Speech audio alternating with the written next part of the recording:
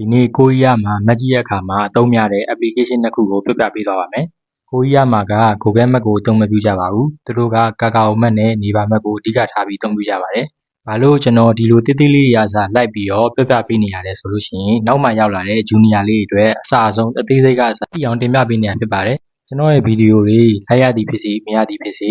အားလုံးအစအဆုံးအသေးစိတ်ကအစားဘယ်သူ့ကိုမှမေးစရာမလိုဘဲနဲ့ကျွန်တော်ရဲ့ဗီဒီယိုတွေကိုကြည့်ခြင်းအပြင် junior လေးတွေအတွက်အကုန်လုံးအစီအစဉ်စီရင်အသေးစိတ်ကစားတစ်ကနေစပြီးတော့တင်ပေးနေတာဖြစ်ပါတယ်။ကဲကျွန်တော်တို့နေပါမထဲကိုအရင်ဝင်ပါမယ်။ဒီနေရာမှာအပေါ်ဆုံးက my location နေရာအစိမ်းရောင်လေးကအခုမိမိရောက်ရှိနေတဲ့နေရာဖြစ်ပါတယ်။ကဲအခုဆိုရင်အောက်ကကိုသွားခြင်းတဲ့နေရာမှာမိမိသွားခြင်းတဲ့နေရာကိုအရင်ဆုံးရိုက်ထည့်ပါမယ်။ကျွန်တော်အခုကတော့ဟိုနေ့ကကျွန်တော်ပုံထုတ်တဲ့နေရာမှာအသုံးပြုတဲ့ CU ဆိုင်လေးကိုအစမ်းအနေနဲ့ရိုက်ဖြာပေးထားဖြစ်ပါတယ်။ဒီနေရာမှာဆိုရင်ကိုကဘတ်စကားနဲ့သွားမှာလားလမ်းလျှောက်ပြီးသွားမှာလားကားနဲ့သွားမှာလားစပိန်နဲ့သွားမှာလားဆိုတာတွေကိုအတိအကျမိမိကြိုက်နေတဲ့နေရာရွေးချယ်လို့ရပါတယ်။နေပါမက်နဲ့ကာကာအိုမက်ကအသုံးပြုပုံချင်းတော်တော်လေးကိုဆင်တူပါတယ်။ဒီနေရာမှာကျွန်တော်ဟိုနေ့ကဓာတ်ပုံထုတ်ရတွင်အသုံးပြုတဲ့ CU ဆိုင်လေးကိုအစမ်းအနေနဲ့ရိုက်ချပေးထားပါတယ်။ဒီမှာလည်းကိုနဲ့နီးစရာဆိုင်တွေအားလုံးတစ်ခါတည်းပြပေးရဖြစ်ပါတယ်။မိမိကြိုက်နေတဲ့နေရာကိုရွေးချယ်လိုက်အောင်ပါပဲ။ဒီမှာဆိုရင်ဘတ်စကားနဲ့သွားမယ်ဆိုရင်ဘယ်ဘတ်စကားနံပါတ်ကိုစီးရမယ်အားစားတစ်ခါတည်းပြပေးထားတွေ့ရပါတယ်။ကိုကအခုလမ်းလျှောက်သွားခြင်းနဲ့လမ်းလျှောက်သွားတဲ့ option လေးကိုပြောင်းပြီးတော့ကြည့်လိုက်လို့ရပါတယ်။ဒီနေရာမှာကိုကဆိုးကိုသွားခြင်းဆိုးဆိုပြီးတော့လိုက်ထည့်လိုက်ပါမယ်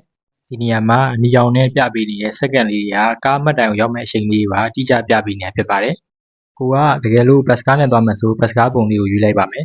။အဲ့ဒါပြီးရင်သွားလို့ရမယ်ဘတ်စကားနံပါတ်တွေတစ်ခါတည်းကြာလာပါတယ်။ဒီမှာဆိုရင်ဘယ်မှတ်တိုင်ကနေစီးပြီးတော့ဘယ်နေရာမှာဆင်းဆိုအောင်တစ်ခါတည်းရှင်းရှင်းလင်းလင်းဖော်ပြပေးထားပါတယ်။